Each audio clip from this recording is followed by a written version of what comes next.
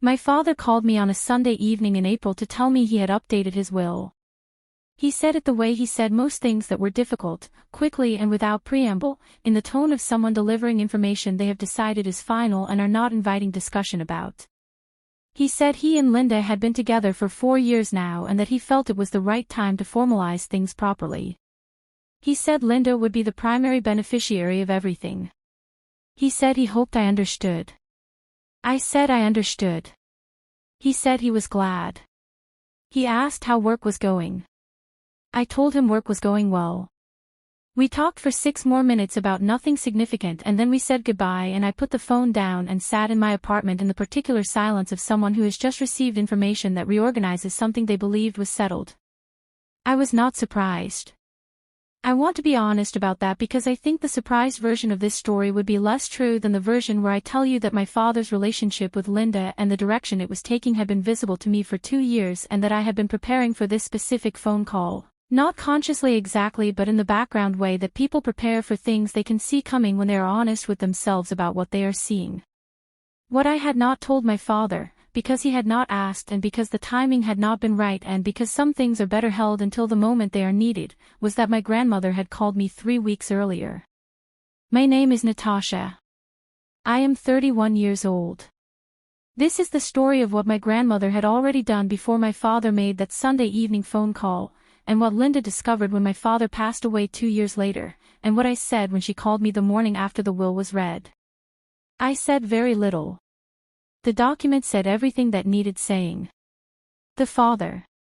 My parents divorced when I was 11.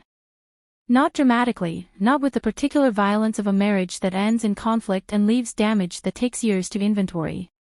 With the quiet exhaustion of 2 people who had stopped working at something for long enough that the stopping had become the shape of things and the working seemed too far away to return to. My father remarried when I was 24. Linda was 10 years younger than him, warm in the surface way that certain people are warm, the kind of warmth that is present in social situations and disappears in the private ones, the kind that photographs well and feels, in person and over time, like something performed rather than something genuine. I did not say this to my father because saying it would have produced the outcome it always produces when an adult child criticizes a parent's partner, which is that the parent defends the partner and the child becomes the problem. And I had been the problem in my family's dynamics enough times that I had developed a careful sense of when to speak and when to simply observe. I observed for 4 years.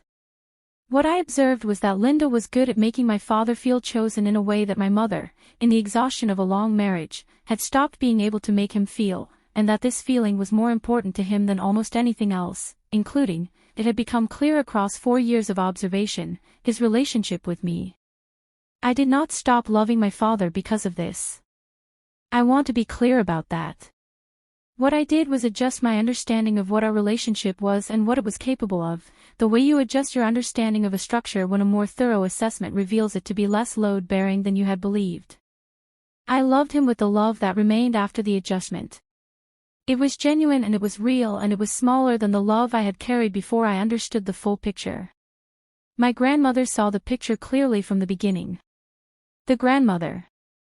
My grandmother was my father's mother, which meant Linda had become her daughter-in-law 4 years before that Sunday phone call, and my grandmother had spent 4 years being polite about this in the specific way of a woman who has seen a great many things across a long life and has learned that politeness is not the same as approval and that the distinction matters.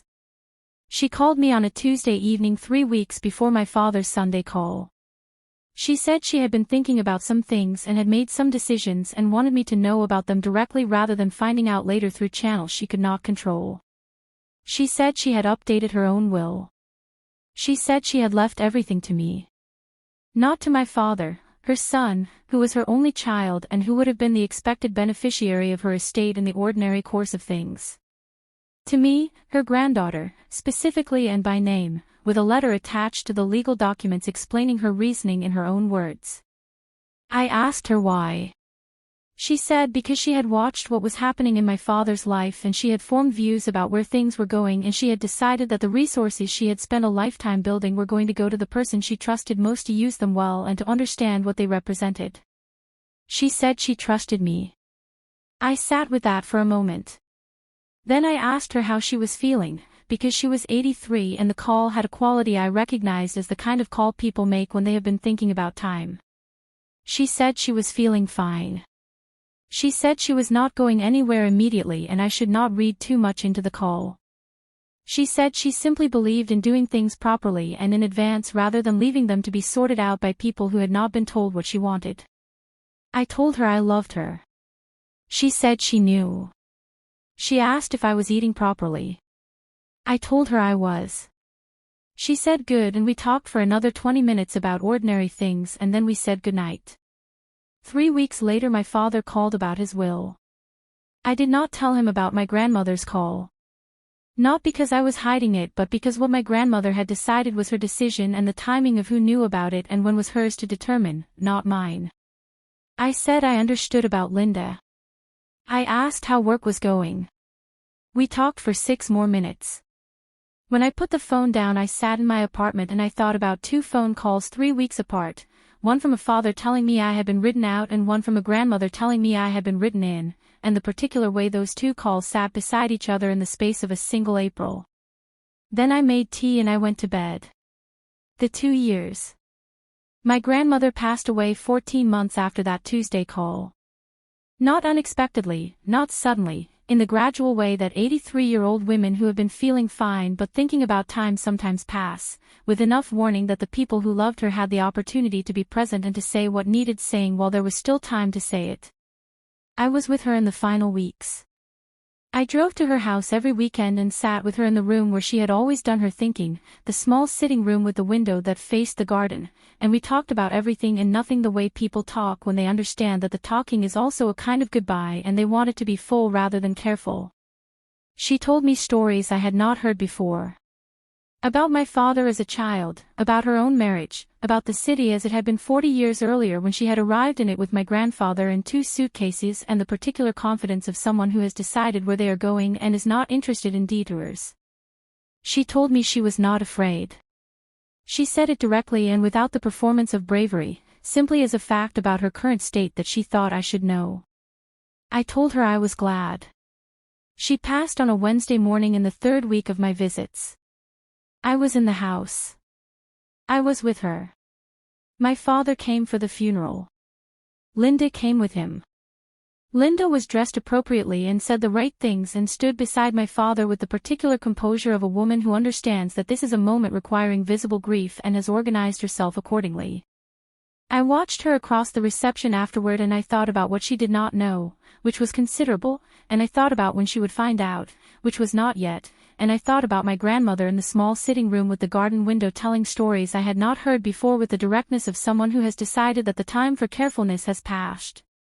My father passed away 16 months after my grandmother.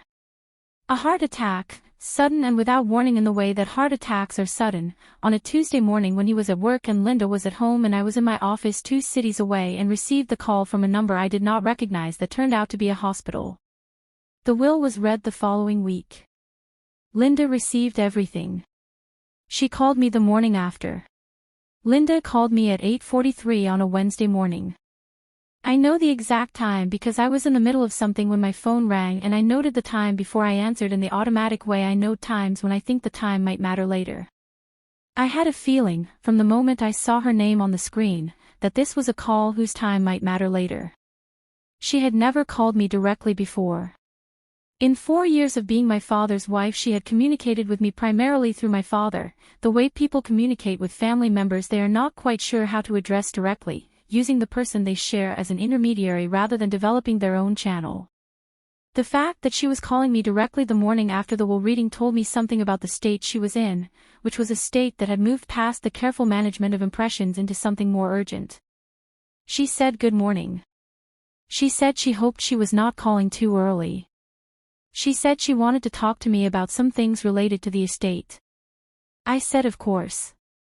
She said the will reading had gone as expected and that she was the primary beneficiary as my father had intended and that she wanted me to know she understood this might be difficult and that she hoped we could maintain a respectful relationship going forward. I said I appreciated that. She said there was one thing she wanted to discuss. She said the lawyer had mentioned, during the reading, that there was another estate that might be relevant, my grandmother's estate, and that she understood I had been named in that will and she was wondering if I could tell her more about what that involved. I sat with the phone for a moment. I said, "I think it would be better if you spoke with my grandmother's lawyer directly. I can give you his name and number if that would be helpful." She said that would be very helpful. She said she was sure it was nothing significant, she just liked to have a complete picture of things. I gave her the lawyer's name. His name was Richard and he had been my grandmother's lawyer for 26 years and he had called me the week after her passing to walk me through the documents with the particular thoroughness of a man who had known my grandmother well enough to understand that she would have wanted everything handled precisely. I said goodbye to Linda. I put the phone down. I called Richard and told him to expect her call. He said he had been expecting it since the morning of the will reading. I asked him how he wanted to handle it. He said he intended to handle it exactly as he always handled such matters, which was by reading the documents clearly and answering questions accurately and allowing the documents to speak for themselves. I said that sounded right. He said he thought so too. The documents. My grandmother's estate was not simple. I want to be honest about that because I think there is a version of this story where the grandmother's will is a single dramatic document that produces a single dramatic outcome and everything resolves cleanly in one meeting. And that version is less true than the version where I tell you that what my grandmother had built across 83 years of careful living was a layered and considered estate that Richard had spent considerable time helping her structure in the way she wanted it structured. The primary asset was the house, which she had owned outright for 31 years and which was located in a neighborhood that had appreciated considerably across those 31 years in ways that made its current value significantly larger than its purchase price had been. The secondary assets were an investment portfolio she had managed herself until the final 3 years when Richard had helped her transition management to a firm he trusted, a portfolio that had grown quietly and consistently across several decades of patient holding rather than active trading, the investment philosophy of someone who thought in decades rather than quarters. There were also smaller assets. The contents of the house. A savings account. Some jewelry that had belonged to her mother and that she had noted specifically in the documents as being for me because she had watched me admire it since I was a child and had wanted me to have it rather than have it dispersed into an estate sale. The total value of everything my grandmother had left me was considerably more than I had understood when she had called me on that Tuesday evening and told me she had updated her will. I had known the house was valuable. I had not known the full picture of the portfolio or the savings, because my grandmother had been the kind of woman who considered the specifics of her financial life to be her own business and nobody else's until the moment she chose to make them someone else's, which was the moment she signed the documents with Richard. Linda met with Richard on a Friday afternoon. He called me that evening. He said the meeting had been relatively brief. He said he had presented the documents clearly and walked Linda through the structure of the estate and answered her questions accurately. He said she had asked several times whether there was any possibility that my grandmother's estate could be combined with or considered alongside my father's estate in some way, and he had explained each time, clearly and without impatience, that the two estates were entirely separate legal entities and that my grandmother's decision about the disposition of her assets had been made independently and was not subject to modification based on the subsequent disposition of my father's assets. He said she had been quiet for a long time after the final explanation. Then she had asked one more question. She had asked whether my father had known about the full extent of my grandmother's estate and its disposition. Richard said he had told her that my grandmother had informed her son of her intentions before she passed and that his response had been noted in a letter she had left with the documents. Linda had asked what the letter said. Richard said he had told her the letter was addressed to me and was not part of the estate documentation that he was authorized to share with other parties. Linda had thanked him and left. The letter. My grandmother's letter to me was 4 pages long. I have read it many times since Richard gave it to me the week after her passing, and I will not share all of it here because most of it belongs only to me, the way certain things belong only to the person they were written for and lose something essential when they are shared beyond that person. What I will tell you is that she wrote about my father. She wrote about him with the specific honesty of a mother who has loved her child completely and clearly and has watched him make choices across several decades that she did not agree with and has said what she needed to say to him directly and has accepted that the saying did not change the choices and has decided, in the end, that what she could control was not his choices but her own. She wrote that she had told my father about her will 6 months before she passed. She had sat with him in the small sitting room with the garden window and she had told him what she had decided and why. She wrote that he had been upset initially and had said things that were not kind and that she had listened to all of it without responding until he was finished, and then she had said one thing. She had said, "I love you. And I have made my decision." She wrote that he had left that day without saying goodbye and had called her 3 days later and apologized, and they had not discussed the will again. She wrote that she hoped I would understand that what she had left me was not a weapon and was not intended to produce any outcome in relation to Linda or to my father's estate. It was simply what she had decided was right. It was the conclusion she had reached after 83 years of watching people and loving people and understanding, finally and completely, which investments produce returns and which ones did not. She said I had always been a return. The morning after, Linda called me once more, 2 weeks after the meeting with Richard. She said she wanted to understand why my grandmother had made the decisions she had made. She said it with the specific quality of someone who is not really asking a question but is looking for a conversation that might produce a different answer than the documents had produced. I thought about what to say for a moment.